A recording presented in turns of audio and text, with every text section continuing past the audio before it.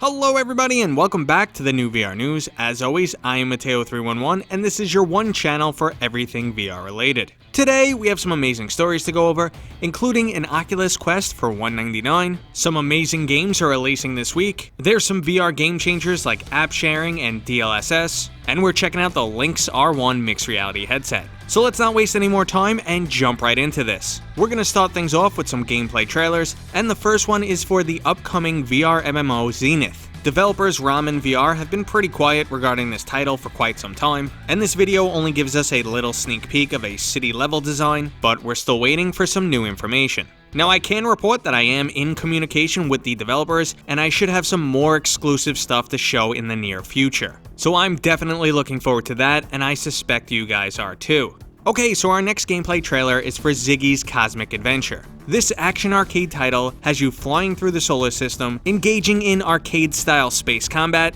navigating treacherous regions of space, and scrambling to manage your cockpit in a style that reminds me of I Expect You to Die. Ziggy's Cosmic Adventure is scheduled to release on Steam in the fall of 2021. Now if you don't want to wait that long for a new release, there's some amazing titles coming out this week. Now first up is my #1 favorite VR multiplayer shooter, and I cannot overhype this game. If you're not sure what I'm talking about, the game is Hyperdash. Hyperdash is a 5-on-5 VR arena shooter which releases with 6 different maps and 4 different game modes. They are also planning a lot of additional content post-release, and this game is just beautifully balanced, runs amazing, and will be available on all VR platforms. This includes the Oculus Rift, Oculus Quest, and PC VR via Steam. It's cross-buy for Oculus and cross-play for all versions. I will be live streaming this game when it releases on Thursday the 25th, and I have a whole bunch of keys to give away for you guys, so subscribe to this channel, follow me on Twitch, and I'll see you guys there.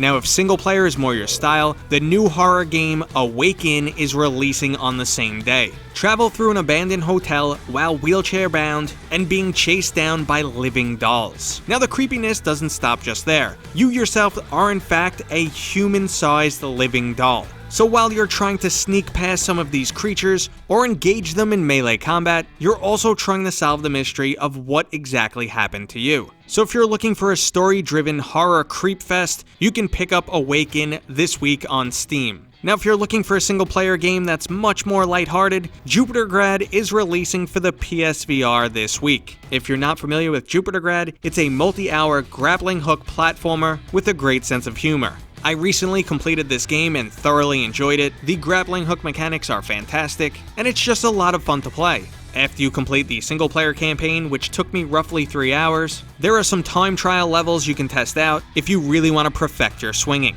Okay, so let's go over some existing games that are receiving new updates. Season 2 for In-Death Unchained is here, and it's bringing with it new maps, new rewards, new skins, and some balance adjustments. Every season will bring with it some new content and some additional chances to show off on the leaderboard. Season 2 includes 2 new levels for the Siege of Heaven gameplay mode. There's now legend points, player levels, and 14 new achievements. Legend points can be used to unlock new skins, and they've just made some additional overall improvements to this title. In-Death Unchained is one of my favorite Oculus Quest 2 titles, and Season 2 is just one more reason to jump back into it. Another game that we'll have to jump back into is the Wizards The Dark Times. The Dark Times will be receiving online multiplayer co-op in the 4th quarter of 2021. Now that's not the only update coming. The developers are currently adding new enemies, updating the storyline campaign, and porting this title to the Oculus Quest. Now unfortunately, the online multiplayer isn't for the single player campaign, but rather a new arena gameplay mode where players will choose their magical affinity and battle increasingly more difficult enemies. It still sounds like a pretty awesome update regardless.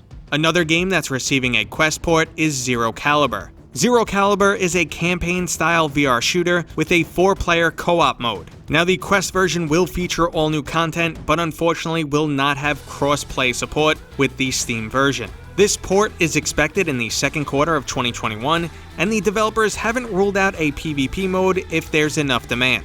Okay guys, so before we move into hardware, we have one amazing new VR engine update that we have to discuss.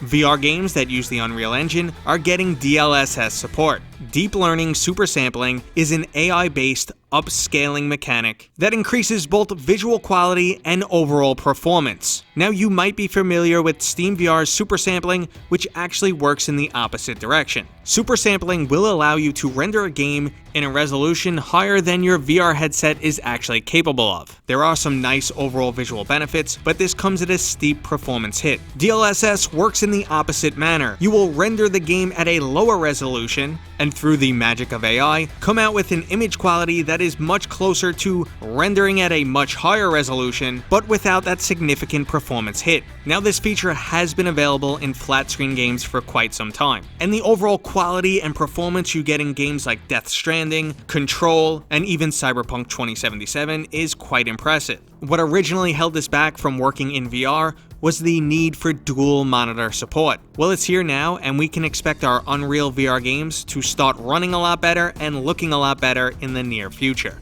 Okay guys, it's hardware time, starting with the Oculus Quest for only $199. The Oculus Store has a limited supply of refurbished Oculus Quest 1 units, so this is now the absolute cheapest way to get into VR. Now, if the price tag was the one major item holding you back, it will not get any better than this. That being said though, I honestly think the Oculus Quest 2 at $300 is a much better option. There are already some titles that only run on the Oculus Quest 2 and do not support the original Quest. I'm expecting the overall lifespan of the original Quest to be about 2 more years, and for only $100 more, you will get a significant upgrade. While we're talking about the Oculus Quest, I'm going to briefly go over the new updates for app sharing and multiple user accounts. This new feature will allow you to set the Oculus account that is currently linked with your Oculus Quest 2 to be a master account. After that, you can begin adding secondary accounts.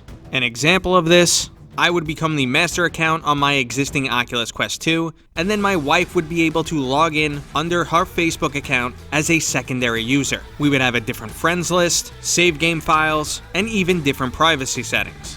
I can also enable app sharing, so she would be able to access all of my games. Unfortunately, app sharing doesn't allow you to share games across multiple separate headsets. So if my wife had her own headset, it's not like I can enable app sharing and those games would become available on her headset. But just the ability to switch between profiles was a huge update that was definitely needed. Speaking of upgrades, we have yet another full body tracking solution for Steam VR. Now, unlike the upcoming Tundra trackers, which are aiming for a smaller and cheaper design, the Manus Steam VR Pro trackers are aiming for higher quality. These are designed for motion capture, virtual production, and full body virtual reality. So this won't be a new alternative to Vive trackers, but if you are looking for a full body motion capture solution, the Manus Core system has this covered at the professional level. Okay guys, so last up is the Lynx R1 Mixed Reality headset. We just recently received some through the lens footage, which shows off the advantages of pass-through AR over traditional transparent optics. To explain what that actually means, first let me tell you what the R1 headset is. The Lynx R1 Mixed Reality headset is capable of both AR and VR. It features the same XR2 chipset found in the Oculus Quest, and it's capable of producing AR content by using cameras on the front of the headset. This is done through an advanced pass-through mode. You're most likely familiar with pass-through. It's the feature that allows you to see the world when you're currently wearing your VR headset. For the Oculus Quest, it's in grayscale. Now, Steam VR has a tinted bluish version, but they do allow for true camera capture. But overall, it's not a great solution, and it looks quite strange towards the edges of the screen. The Lynx R1, on the other hand, looks like they've nailed that pass-through feature. Now, another advantage of using pass-through for AR content is the ability to place images at the very edge of the screen. Generally, AR glasses have an area where no image is projected on the lens. Now, footage like this gets me really excited for the future of AR. And the Lynx RX1 is scheduled to release this year, but unfortunately, this is not a consumer product. It's $1,500 and it's targeted at enterprise. Right now, I'm still dreaming of one day in the future where I'll get to play a game of AR Dungeons and Dragons. I want to look down at the table and see my figures hopping around. Okay everybody, that was today's episode of the New VR News. I hope you enjoyed it. If you did, go ahead and give it a thumbs up. If you're new here, consider subscribing. And as always, I'll see you guys on next time.